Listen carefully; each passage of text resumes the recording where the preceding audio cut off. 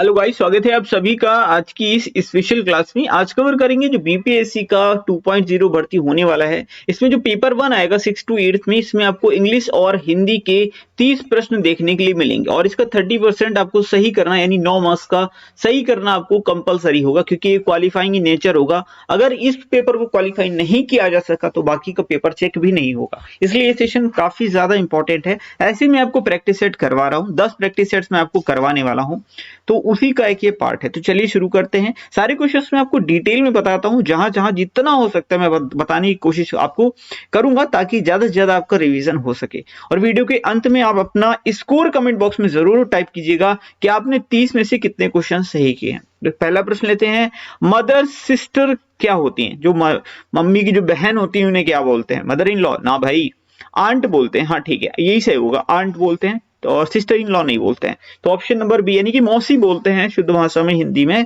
तो मौसी को आंट बोलते हैं। अगला प्रश्न लेते हैं। प्रश्न नंबर 2 है, select the most appropriate synonym of the given word. Synonym हमको बताना है। इंटरफियर, इंटरफियर का मतलब होता है हस्तक्षेप करना, तो या रोकना, है ना, इस तरह से। तो असिस्ट तो नहीं होगा, असिस्ट का मतलब तो सहायता करना होता है। ऑब्स्ट्रक्ट हो सकता है यहाँ पे, तो ऑप्शन नंबर बी एकदम करेक्ट हो जाएगा। ऑब्स्ट्रक्ट का मतलब होता है किसी चीज में बाधा उत्पन्न करना, और इंटरफियर का मतलब भी वही होता है, बाधा उत्पन्न करना, किसी चीज में हस्तक्षेप करना। अलाउ का मतलब होता है किसी चीज को परमिशन देना। तो ऑप्शन नंबर बी यहाँ पे एकदम सबसे एक्यूरेट होने वाला है। इसी तरह से मैं सारे ऑप्शंस आपको आपके साथ डिस्कस करने की कोशिश कर रहा हूं। एंटोनिम की बात करते हैं, तो हॉलो का एंटोनिम क्या होता है? सबसे पहली चीज आपको ये पता होना चाहिए कि हॉलो का मतलब क्या होता है। हॉलो का मतलब होता है खोखला। अब खोखले का अपोजिट क्या हो जाएगा? जो बहुत मजबूत हो, भरा भरा हो, सॉलिड हो। तो ऑप्शन नंबर ए यहाँ पे करेक्ट हो जाएगा। एम्प्टी का मतलब होता है खाली। क्या होता है? खाली। अच्छा, खाली का अपोजिट क्या होगा? तो फील्ड हो जाएगा, भरा हुआ। क्या हो जाएगा? फील्ड हो जाएगा।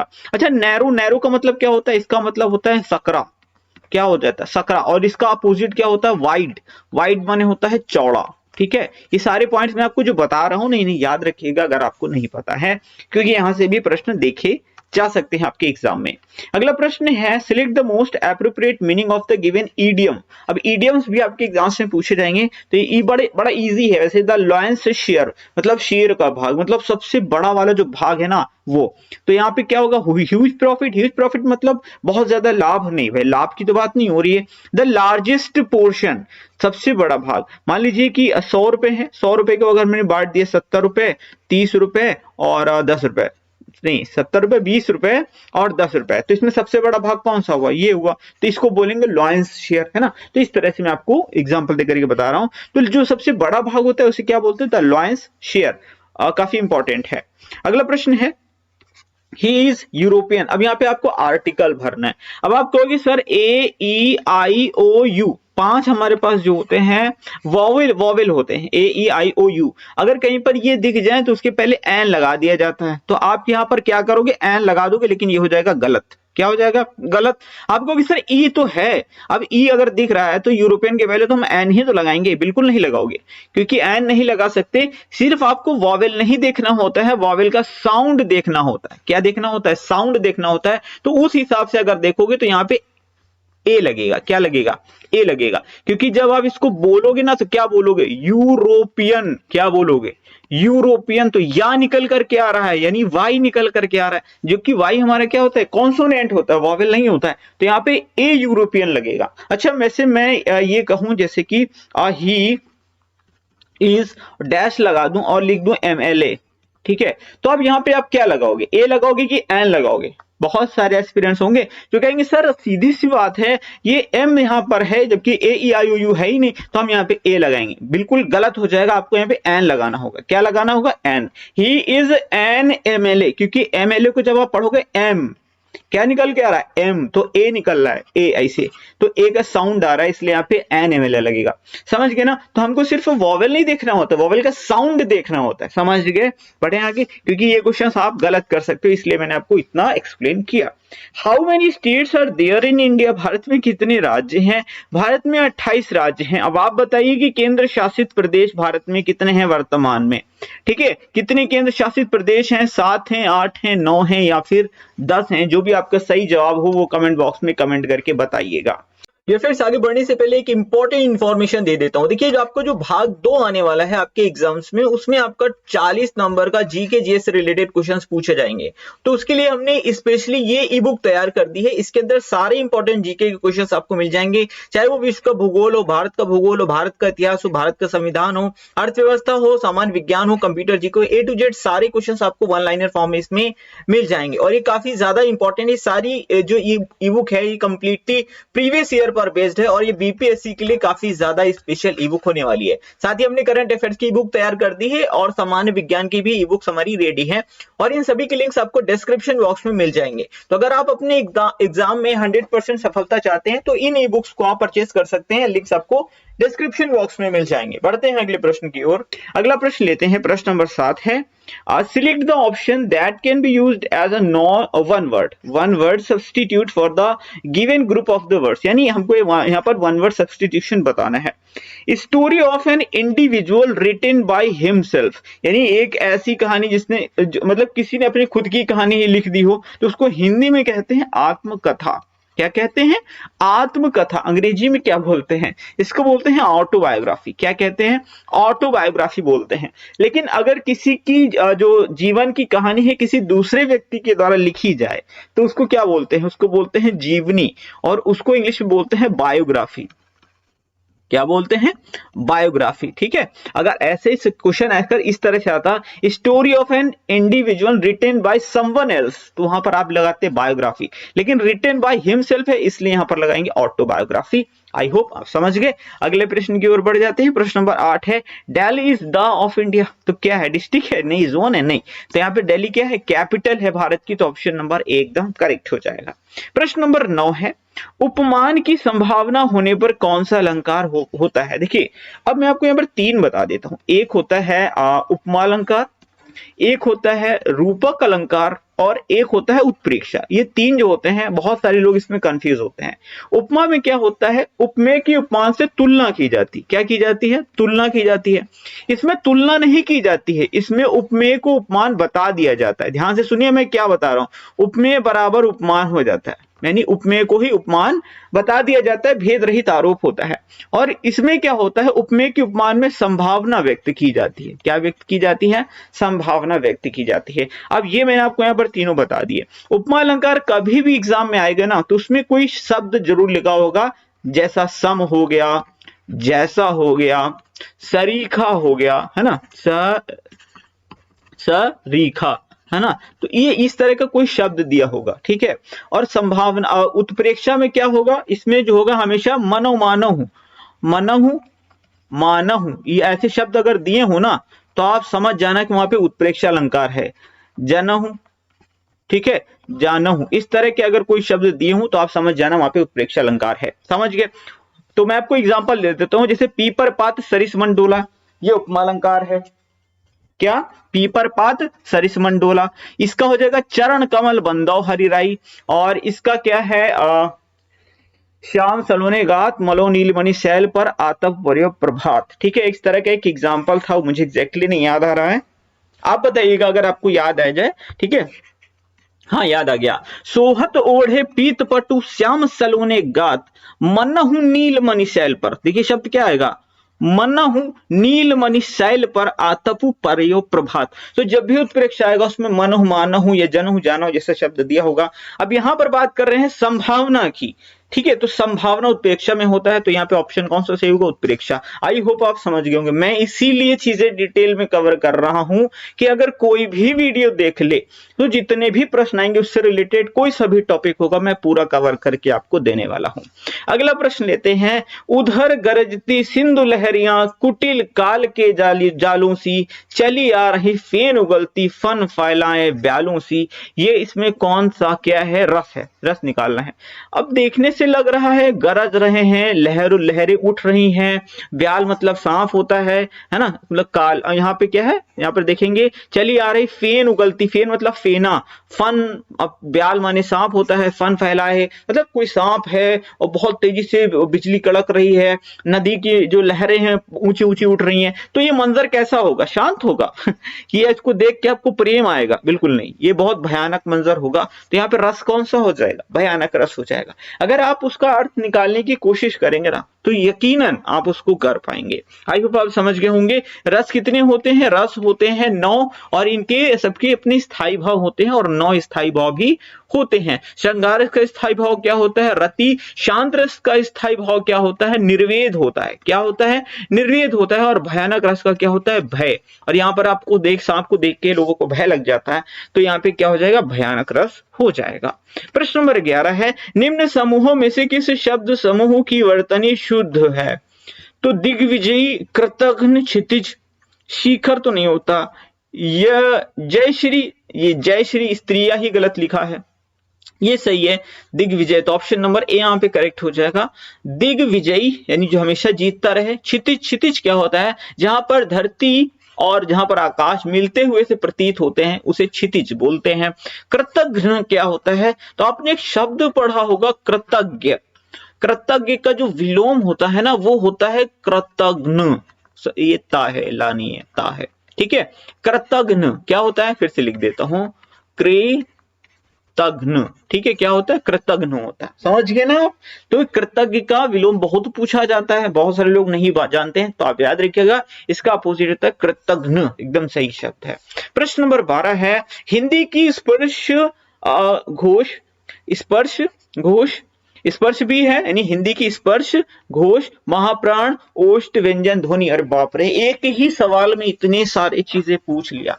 तो सबसे पहली चीज है कि उच्चारण स्थान ओष्ठ से होना चाहिए। तो ओठ से किसका होता है? उपूप ध्यानियमान ओष्ठौ। ऊ का होता है पा वर्ग का होता है, ठीक है। पा वर्ग के जितने भी जो व्यंजन होते हैं उनका उच्चारण स्थान ओष्ठ होता है। तो पा, फा, बा, भा, मा, ये सारे ओष्ठ से होते हैं। तो इसमें भा तो मिल रहा है, दा मिल ही नहीं रहा, था मिल ही नहीं रहा। हो सकता है ये जवाब हो सकता है, लेकिन अभी मैं कंफर्म नहीं कह सकता क्योंकि इन्होंने कहा स्पर्श व्यंजन होना चाहिए। और स्पर्श व्यंजन कहां से होते हैं? का से लेकर के मां तक होते हैं। तो ये भाई बीच में आ रहा है तो स्पर्श भी हो गया, ओष्ठ भी हो गया, घोष भी होना चाहिए भाई साहब। अब घोष व्यंजन कौन से होते हैं? तो मैंने आपको बताया था घोष कौन से होते हैं, 2 और 4 वाले जो होते हैं वो घोष होते हैं। क्या होते हैं? नहीं, 2 और 4 वाले महाप्राण होते हैं। क्या होते हैं? महाप्राण होते हैं। तो देखो क्या 2 नंबर पे आ रहा है? पा, फा, ब, भा, हाँ 4 नंबर पे आ रहा है, तो मतलब महाप्राण भी हो गया, ये भी सही है। घोष के लिए मैंने आपको बताया था 1 और 2 जो होते हैं घोष होते हैं, 3, 4 और 5 अघोष होते हैं, ठीक है। नहीं, ये जो होता है ये अघोष होता है। मैं थोड़ा खुद ही कंफ्यूज हो जाता हूँ कभी कभी। ये अघोष होते हैं, ये घोष होते हैं, ठीक है। तो ये इसमें घोष में आ रहा है 4 नंबर पे, तो ये घोष भी हो गया। अब ये 3, 4 में क्या कर रहा हूं, कोई सा भी अगर आप वर्ग ले लें, जैसे का, खा, गा, घा, अंगा, तो इसमें आप देखिए 1, 2, 3, 4 और ये 5, ठीक है। तो ये जो चौथा वर्ण होता है और तीसरा वर्ण जो होता है और 5वां वर्ण जो होता है ये हमेशा घोष वर्ण होते हैं। साघोष या घोष एक ही चीज होता है। और पहला और जो दूसरा वर्ण होता है का से लेकर के पूरा का वर्ग, चा वर्ग, टा वर्ग, ता वर्ग, पा वर्ग, सब का जो पहला और दूसरा वर्ण होता है वो क्या होता है? वो हमारा आघोष होता है। समझ गए ना? तो ये घोष भी है, ठीक है, ये वाला भा, ये स्पर्श व्यंजन भी है, ओष्ठ व्यंजन भी है, महाप्राण भी है। एक साथ इतनी सारी चीजें इसने पूछ डाली हैं। उम्मीद करता हूं आप ये प्रश्न समझ पाए होंगे। तो बढ़ते हैं अगले प्रश्न की ओर। प्रश्न नंबर 13 है, संकर शब्द का अर्थ क्या होता है? तो संकर का मतलब होता है, मैंने आपको लास्ट वाले सेशन में आई थिंक बताया भी था कि 2 भाषाओं से जो मिलकर के शब्द बनते हैं उन्हें संकर शब्द बोलते हैं। मैंने आपको एक एग्जाम्पल दिया था, रेलगाड़ी।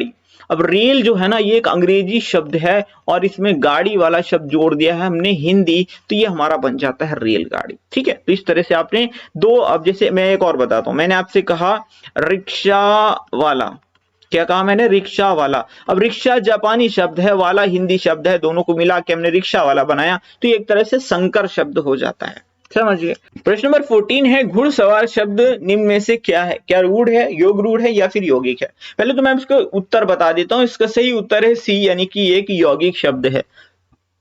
मैंने आपको लास्ट वीडियो में भी बताया था, फिर से बता देता हूं, काफी सारे नए स्टूडेंट्स इसको देख रहे होंगे। ऐसे शब्द ऋण शब्द कहलाते हैं जिनको हम तोड़ें तो उनका कोई सार्थक अर्थ ना निकले। आप तोड़ के देखो, चावल, क्या मतलब निकला? कोई मतलब नहीं निकला। मतलब ये शब्द क्या कहलाए? रूढ़ शब्द। जैसे गुड़ ले लो, ठीक है, पीला ले लो, नीला ले लो, कोई मतलब नहीं निकलता इनको तोड़ने से, तो वो रूढ़ शब्द कहलाते हैं। अब यौगिक शब्द क्या होते हैं, ये टूट जाते हैं, जैसे कि घुड़सवार, ठीक है, घुड़ धन सवार यानी घोड़े पर सवारी करने वाला, ठीक है। तो इस तरह से मैंने कहा दूध वाला, मैंने क्या कहा, दूध वाला, तो दूध है ना, प्लस वाला, अब यानी जो दूध बेचेगा वो दूध वाला, तो सिंपल सी चीज है, अर्थ भी निकल रहा है, शब्द भी एक ही जैसा है। लेकिन जो योग रूढ़ होते हैं वो ऐसे शब्द होते हैं जो टूट तो जाते हैं, सार्थक शब्दों में टूट जाते हैं, लेकिन इनका अर्थ बदल जाता है। अब मैंने आपसे जैसे कहा, मैंने कहा चक्रपाणी, मैंने क्या कहा, चक्र पाणी, यानी जिसके हाथ में चक्र है, मतलब कौन, विष्णु जी की बात हो रही है। मैंने कहा पीतांबर, जिसके पीले पीले अंबर हैं, कौन, विष्णु जी, ठीक है। तो इस तरह से आप समझ सकते हैं, ये होते हैं रूढ़, योग रूढ़ और यौगिक शब्द। ये हो गया आपका शब्दों का रिवीजन। प्रश्न नंबर 15 है, समुद्र का पर्यायवाची निम्नलिखित में से कौन सा है। तो समुद्र का जो पर्यायवाची है वो रत्नाकर है। रत्नाकर माने होता है समुद्र। इसका और भी होता है, जैसे कि मैं आपको कुछ और बता देता हूँ जो एग्जाम में आते हैं। जलधि, उदधि, ऊ लिखते हैं, उदधि। इसके अलावा एक अवधि होता है, हाँ, इस तरह के जो शब्द धी धी करके लगे होते हैं, ये जो होते हैं ये इसके समुद्र के पर्यायवाची होते हैं। मकरंद माने दरअसल होता है शहद, इसको आप मधु बोल सकते हो, इसको आप पुष्प रस बोल सकते हो। क्या बोल सकते हो, पुष्प रस बोल सकते हो।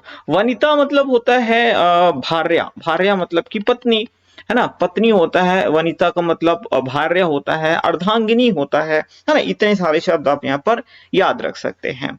अगला प्रश्न लेते हैं, प्रश्न नंबर 16। नदी, समुद्र, तालाब, गंगा, इन शब्दों के क्रमशः सही पर्यायवाची कौन कौन से हैं। तो नदी का तो भाई साहब एक आधा पकड़ते हैं, चलिए तालाब को पकड़ते हैं। तो तालाब का जलाशय होता है, तो तालाब का क्या होता है, जलाशय, यानी 3 नंबर पे तालाब है तो 3 नंबर पे जलाशय होना चाहिए। रत्नाकर नहीं है 3 नंबर पे, ये 3 नंबर पे, 3 नंबर पे ये है, ऑप्शन नंबर सी, ठीक है। अब इसको हम लोग पहले चेक करते हैं। क्या नदी का मतलब तरंगड़ी होता है, बिल्कुल सही है। समुद्र का मतलब रत्नाकर होता है, अभी तो पढ़ा हमने। तालाब का जलाशय होता है, एकदम सही है। गंगा को जानवी बोलते हैं, तो इस तरह से ऑप्शन नंबर सी करेक्ट होगा। आप कोई सा भी ऑप्शन इस तरह से कर सकते हैं, जैसे आपने नदी पकड़ा लेकिन तरंगड़ी तरंगी मैच कर रहा था यहाँ पे, ठीक है, तो जानवी नहीं मैच कर रहा था, तो हमने देखा कि ये वाला ऑप्शन हमको बेस्ट लग रहा था, इसलिए मैंने ऐसे उठा लिया। आप कोई सा भी उठा सकते हो, कोई दिक्कत नहीं है। अगला प्रश्न ले लेते हैं, जानने की इच्छा के लिए कौन सा शब्द सही है। तो इसको जिज्ञासा बोलते हैं, तो ये जो बी वाला ऑप्शन है ना वो एकदम सही लिखा है। जो जानने की इच्छा होती है उसे जिज्ञासा बोलते हैं, और बच्चे बहुत ज्यादा जिज्ञासी होते हैं, पूछ पूछ के दिमाग की दही कर देते हैं। आपके घर में कोई बच्चा आपके दिमाग की दही करता हो तो मुझे जरूर बताएं। मेरे घर में करता है मेरा भतीजा। हाथी का स्त्रीलिंग क्या होगा। तो हाथी का स्त्रीलिंग होता हथनी, ठीक है, ऑप्शन नंबर सी यहाँ पे करेक्ट हो जाएगा। अगला प्रश्न है, प्रश्न नंबर 19 है, सावधानी में कौन सा प्रत्यय है। तो सावधानी में, सावधान धन ई, ई, ऑप्शन नंबर बी हो जाएगा करेक्ट। धानी नाम का कोई प्रत्यय नहीं होता, ई नी नाम का होता है। तो मैं आपको कुछ और बता देता हूँ, जैसे कि सावधान धन, ये हो गया ई, ठीक है, क्योंकि सार्थक शब्द भी तो निकलना चाहिए ना। तो सावधान आपने लिखा प्लस बड़ी ई लगाया, तो ये आपका हो गया सावधान, ठीक है, सावधानी। तो यहाँ पे कौन सा प्रत्यय हो गया, ये आपका हो गया ई प्रत्यय, ठीक है। और मैं आपको एक बता देता हूं, जैसे रेत लिखा धन ई लगाया, रेती हो गया, ठीक है। ठग लिखा है ना, ई लगाया, तो ये हो गया आपका ठगी, क्या हो गया, ठगी हो गया। इस तरह से आपके ये शब्द हो जाते हैं। और अगर नी लगा देते, ठग लिखते और नी लगा देते तो ये बन जाता ठगनी, ठीक है। तो इस तरह से ये बनता, समझ गए ना। अगला प्रश्न लेते हैं, प्रश्न नंबर 20 है, संगम का संधि विच्छेद क्या होगा। समा नहीं होगा, सन भी नहीं होगा, सम भी, ये भी नहीं होगा, कोई सा नहीं होगा, तो ऑप्शन नंबर ई यहाँ पे करेक्ट हो जाएगा। संगम का दरअसल संधि विच्छेद जो होता है वो इस तरह से होता है, सम धन गम। तो इस तरह से जब ये हलंत वाला मां हटता है ना तो ये बन जाता है संगम, ये सही होगा। तो यहाँ पे ऑप्शन नंबर ई करेक्ट होगा। अगला प्रश्न है, प्रश्न नंबर 21, जिस समास में दोनों खंड समान हो, कोई प्रधान या गौड़ ना हो, ऐसे समास को क्या कहते हैं। अब मैं आपको बता देता हूं, समास से रिलेटेड इस तरह के जो क्वेश्चंस पूछे जाते हैं। तो पहली चीज तो इसका जवाब होगा द्वंद्व समास। क्या होगा, द्वंद्व समास। जैसे मैंने कहा हानि लाभ, मैंने कहा हानि लाभ, ठीक है। अब आप इसको विच्छेद करोगे, आप कहोगे सर हानि और लाभ, हानि और लाभ। मैं कहूंगा माता पिता, माता पिता। आप कहोगे सर विच्छेद कर दें, तो ये हो जाएगा माता और पिता। अब आप यहाँ पर देख रहे हो ना, दोनों ही पद प्रधान है, दोनों ही पद यहाँ पर प्रधान है। तो वही कह रहा है ना कोई प्रधान है ना कोई गौड़ है। तो ऐसे जो समास होते हैं उन्हें द्वंद्व समास बोलते हैं। अब जिसमें दोनों पद प्रधान हो, इस तरह से भी आपको पूछ सकता है कि वो समास कौन सा है जिसमें दोनों पद प्रधान हो, तो ये हो जाएगा द्वंद्व समास। लेकिन अगर पूछ ले ऐसा कौन सा समास है जिसमें कोई भी पद प्रधान नहीं होता, मतलब किसी भी पद की प्रधानता नहीं होती है, तो वो होता है बहुब्रीहि समास। ये बहुत ज्यादा पूछा जाता है। ठीक है, इसमें क्या है, दोनों पद प्रधान है, लेकिन बहुब्रीहि में कोई भी पद प्रधान नहीं होता, कोई पद प्रधान यानी मुख्य नहीं होता, प्रधान नहीं होता। ठीक है, ये याद रखो, बड़ा इंपॉर्टेंट है। जैसे मैंने आपसे कहा, मैंने कहा नीलकंठ, मैंने आपसे कहा नीलकंठ यानी नीला है जिसका कंठ, मतलब शिव जी।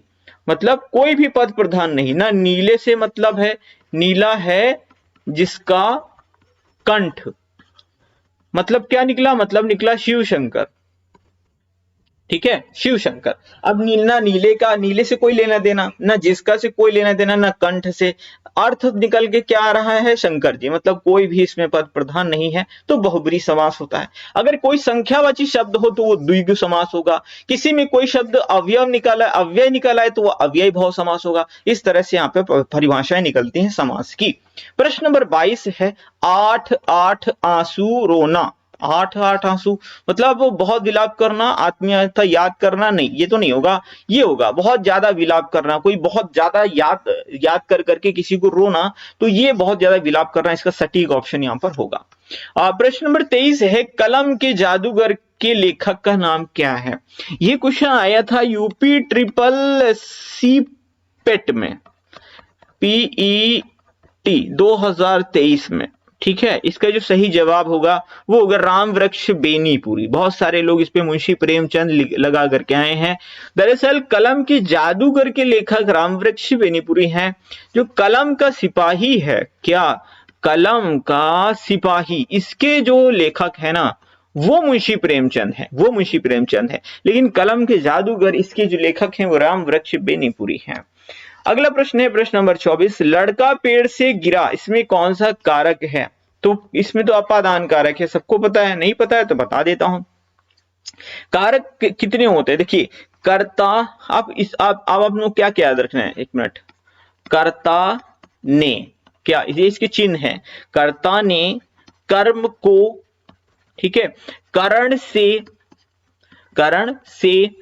संप्रदान के लिए, क्या संप्रदान के लिए, अपादान, ठीक है, अपादान से अलग, से मतलब क्या, अलग। कर्ता ने कर्म को करण से संप्रदान के लिए, अपादान से अलग, संबंध इसके जो चिन्ह होंगे का, की, के, ठीक है, अधिकरण, ठीक है, में, पर, ठीक है। और फिर आता है आपका संबोधन, जो होता है इसमें आता है जैसे हे, अरे, है ना, भो, है ना, इस तरह के जो शब्द आते हैं वो संबोधन कारक में आते हैं। अब देखोगे, अब जैसे यहाँ पे आया है लड़का पेड़ से गिरा, तो भाई पेड़ लगा होगा ऐसे करके, है ना, लड़का जब गिरा होगा तो पेड़ से अलग हो गया होगा, तो से अलग जो होगा ना वो अपादान कारक होगा। वैसे से तो करण में भी आता है, लेकिन करण कारक नहीं होगा। से जो होगा वो अपादान से अलग होगा। जब कोई किसी चीज से अलग होगा तो अपादान कारक होगा। जैसे कि पहाड़ से नदी निकलती है, तो पहाड़ से नदी अलग हो रही है या उसका उद्गम हो रहा है। जब भी कहीं किसी का उद्गम हो या कोई कहीं से अलग हो तो वहां पे अपादान कारक होगा। पिताजी घर से ऑफिस के लिए निकले, कौन सा कारक, अपादान कारक। अब राम ने, अब करण कारक कहां होगा, राम ने रावण को बाण से मारा, राम ने रावण को तलवार से मारा। तो इस तरह से जो है, जैसे लक्ष्मी, जैसे कि कोई सा भी एग्जांपल ले लेते हैं, जैसे राधा ने चाकू से सब्जी काटी, तो से, तो यहाँ पे करण कारक हो जाएगा। तो इस तरह से ये कारक होते हैं। अगला प्रश्न लेते हैं, उत्क्षिप्त व्यंजन का उदाहरण है। अब इतने सारे हैं, मैंने आपको ये वाला बहुत बार बताया, आई होप इसको आप जरूर कर पाओगे। तो उत्क्षिप्त व्यंजन का जो उदाहरण है वो ये है, ठीक है, ये उत्क्षिप्त व्यंजन होते हैं। ये जो हमारे होते हैं, मैंने आपको एक चीज बताई थी, मैंने कहा था का से मां तक स्पर्श करो। क्या? का से मां तक स्पर्श करो, यारा लावा का अंत हो गया तो अंतस्थ व्यंजन होगा। शा शा हा से निकली ऊष्मा, तो ये ऊष्म व्यंजन होगा। क्या होगा? ऊष्म व्यंजन होगा। इस तरह से आप याद रख सकते हो। और ये भी मैंने आपको बताया है, कई बार बताया है कि उत्क्षिप्त व्यंजन होगा। आई होप आप समझ गए होंगे। फिर से देखो, का से मां तक स्पर्श करो, टोटल 25 हो जाएंगे स्पर्श व्यंजन, क्योंकि का वर्ग, फिर आपका चा वर्ग, फिर ता वर्ग, फिर ता वर्ग, फिर पा वर्ग। ठीक, का गंगा चतरा टटरा ततना पवमा, तो ये 25 जो होते हैं ये आपके हो जाएंगे स्पर्श। और यारा लावा ये अंतस्थ हो जाएंगे। और शाशाहा ये क्या हो जाएगा? ये आपका ऊष्म हो जाएगा, ये आपका उत्क्षिप्त हो जाएगा। चाहो तो स्क्रीनशॉट ले लो, यहां से एक प्रश्न जरूर देखने के लिए मिलेगा। अगला प्रश्न है, ग्रीष्म ऋतु आते ही अनाज खरीदने की व्यवस्था किया जाता है। किया जाता है, व्यवस्था की जाती है, तो इसमें से कौन सा गलत है, हमको ये निकालना है। तो ग्रीष्म ऋतु आते ही ये सही है, व्यवस्था की जाती है, भाई किया नहीं जाता है। मैंने थोड़ा सा क्वेश्चन यहाँ पे अधूरा लिखा है, यहाँ पे जो थोड़ा गलत है ना वो हमको निकालना है, इनमें से कौन सा गलत है। तो यहाँ पे हो जाएगा की जाती है, व्यवस्था की जाती है, किया नहीं जाता है। तो ऑप्शन नंबर बी यहाँ पे करेक्ट हो जाएगा। प्रश्न नंबर 27 है, दिए गए विकल्प में रेखांकित खंड को प्रतिस्थापित करने के लिए उपयुक्त विकल्प का चयन करें। विजय ने अजय का बहुत तिरस्कार किया, तो तिरस्कार के स्थान पे क्या लगा सकते हो भाई? अपमान जैसे सब तो बड़ा आसान इजीली आ जाएगा। तो ऑप्शन नंबर ए यहाँ पे करेक्ट हो जाएगा। ठीक है, केवल हमको वर्ड जो है सब्स्टिट्यूट करना था। अब एक पैराग्राफ आएगा और उसको पढ़ करके हमें सारे जवाब देने होंगे। जल्दी से हम पैराग्राफ पढ़ लेते हैं, आप चाहें तो स्किप कर सकते हैं इस वाले पोर्शन को अगर आप स्वयं इस चीज को करने में सक्षम है, वरना ध्यान से देखिएगा, मैं आपको पढ़ के सुनाता हूं। आज हम इस असमंजस में पड़े हैं और यह निश्चय नहीं कर पाए हैं कि हम किस ओर चलेंगे और हमारा ध्येय क्या है। स्वभावतः ऐसी अवस्था में हमारे पैर लड़खड़ाते हैं। हमारे विचार में भारत के लिए और सारे संसार के लिए सुख और शांति का एक ही रास्ता है, वह है अहिंसा और आत्मवाद का। अपनी दुर्बलता के कारण हम उसे ग्रहण न कर सकें, पर उसके सिद्धांतों को तो हमें स्वीकार कर ही लेना चाहिए और इसके प्रवर्तक का इंतजार करना चाहिए। यदि हम सिद्धांत ही ना मानेंगे तो इसके प्रवर्तन की आशा कैसे की जा सकती है। जैसा जहां तक मैंने महात्मा गांधी के सिद्धांत को समझा है, वह इसी आत्मवाद और अहिंसा के, जिसे वे सत्य भी कहा करते थे, मान्य और प्रवर्तक थे। उसे ही कुछ लोग आज गांधीवाद के नाम भी दे रहे हैं। यद्यपि महात्मा गांधी ने बार बार यही कहा था कि वे किसी नए सिद्धांत या वाद के प्रवर्तक नहीं हैं, और उन्होंने अपने जीवन में प्राचीन सिद्धांतों को अमल कर दाखिले का यत्न किया। विचार कर देखा जाए तो जितने सिद्धांत अन्य देशों, अन्य अन्य काल और स्थितियों में भिन्न भिन्न नामों और धर्मों में प्रचलित हुए हैं, सभी अंतिम और मार्मिक अन्वेषण के बाद इसी तत्व अथवा सिद्धांत में समाविष्ट पाए जाते हैं। केवल भौतिकवाद इनसे अलग है। हमें असमंजस की स्थिति से बाहर निकलकर निश्चय कर लेना है कि हमें अहिंसावाद, आत्मवाद, गांधीवाद के अनुयायी और समर्थक हैं, न कि भौतिकतावाद के। प्रेय और श्रेय में हमें एक को ही चुनना होगा। श्रेय ही हितकर है, भले ही वह कठिन और श्रम साध्य। इसके विपरीत प्रेय आरंभ में भले ही आकर्षक दिखाई दे, परंतु इसका परिणाम अहितकर होता है। अब हम प्रश्न देख लेते हैं जल्दी से। लेखक के मत में विश्व में सुख, समृद्धि और शांति स्थापित हो सकती है किसके वजह से? भौतिकवाद तो नहीं हो सकता भाई साहब, आत्म नहीं, ये नहीं होगा। अहिंसा आत्म ये हो जाएगा, ठीक है, क्योंकि यहाँ पर अहिंसा की बात हुई है, आत्मवाद की बात हुई है, तो ये हमारा सही हो जाएगा ऑप्शन। प्रश्न नंबर हमारा 29 है, हमारे पैर लड़खड़ाते हैं क्योंकि हम लक्ष्यहीन, दिशाहीन है, भौतिकता में आस्था रखते हैं, भौतिकवाद में आत्मशक्ति नहीं। इसमें जो है ये लक्ष्य के बारे में बताया गया है कि जो लक्ष्यहीन और दिशाहीन है वो अंततः भटक जाते हैं। तो प्रश्न नंबर 30 हमारा अंतिम प्रश्न है, अहिंसा एवं सत्य के मार्ग में सबसे बड़ी बाधा क्या है? हिंसा का दुर्गम में सत्य मार्ग की दुर्गमता, मनुष्य की अपनी दुर्बलता। देखिए सत्य जो मार्ग है ना वो बड़ा सा दुर्गम सा मार्ग है, और यही इसी के विषय में यहाँ पर बताया गया है। और अहिंसा और सत्य के मार्ग में सबसे बड़ी बाधा यही है कि सत्य मार्ग बहुत दुर्गम होता है, लोग चल नहीं पाते इस पे। तो ये थे आज के सारे इंपॉर्टेंट क्वेश्चन। आई होप आपने काफी सारे क्वेश्चन सही किए होंगे। अपना स्कोर कमेंट बॉक्स में जरूर बताइएगा। एक प्रश्न आपको दे करके जा रहा हूं, इसका जवाब आपको कमेंट बॉक्स में जरूर से टाइप करना है। 3 बेर खाती थी वह 3 बेर खाती थी, जरूर जरूर बताइएगा इन पंक्तियों में कौन सा अलंकार है, और चैनल को सब्सक्राइब जरूर कर लीजिए ताकि आगे भी आपको ऐसे ही अच्छे वीडियोस मिलते रहे। जल्दी ही आप लोगों के लिए जीके के वीडियोस भी हम लेकर के आने वाले हैं। Thank you for watching.